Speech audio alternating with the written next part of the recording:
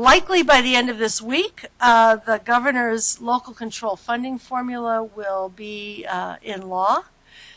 This will not only bring more resources to schools in California, but do so in a way that is much more equitable, much more focused on the needs of pupils than we have ever experienced before in California, and will probably make this funding scheme the most progressive such scheme in the United States of America.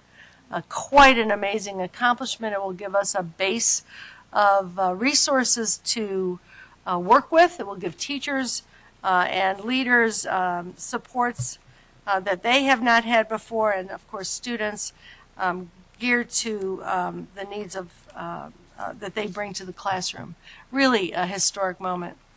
We're also in the state making progress on implementation of Common Core standards, which is kind of, the next piece. We have resources and new expectations for student learning.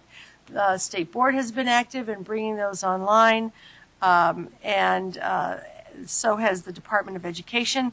At this meeting, the Credentialing Commission will complete the first stage of our efforts to enable teacher education candidates to be well prepared to teach to the Common Core state standards. We have had quite a list of activities over the last number of months, bringing the standards into the teacher performance expectations, enabling those to be translated into plans for standards for programs, and at this meeting we'll also be looking at infusing those standards into the subject matter requirements for programs. So this is a momentous part of our journey as well to enable our teacher education candidates to be in place to enact those standards for their students.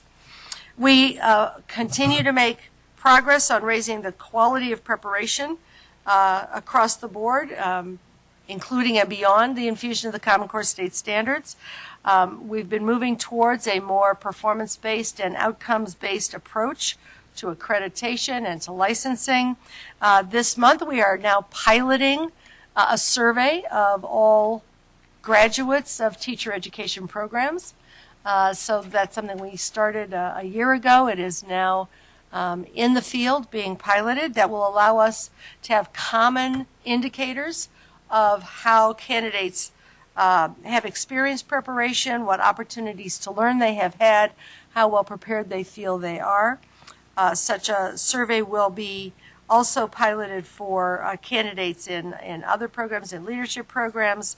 It actually includes all of the educators who are in our programs, and we hope to do the same thing at the point of the clear credential to hear more about what's happening with the quality of internship experiences and opportunities to learn in the early years. We've got a lot of work going on to strengthen performance assessments for both teachers and to launch such performance assessments for administrators. We've been in the process of raising expectations for teaching English learners, and we will continue that work in this meeting today. And we'll also hear from the TAP panel, the Teacher Advisory Panel, around its ambitious list of recommendations for our consideration later in this meeting. So teacher education is on the move in California. It will be ever more under the microscope, both here and nationally. Indeed, next week we're likely to see some reporting of a study by an organization called the National Council for Teaching Quality. They have been reviewing the syllabi of programs across the country. We don't expect that it will fully or accurately reflect the work of all of California's teacher education programs.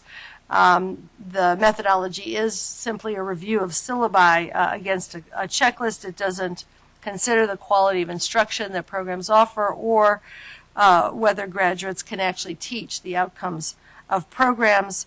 And we know that concerns about those methods have led most schools of education nationally not to participate in the data collection. We've also had the concern in California that it's geared to undergraduate programs rather than our predominant graduate level programs.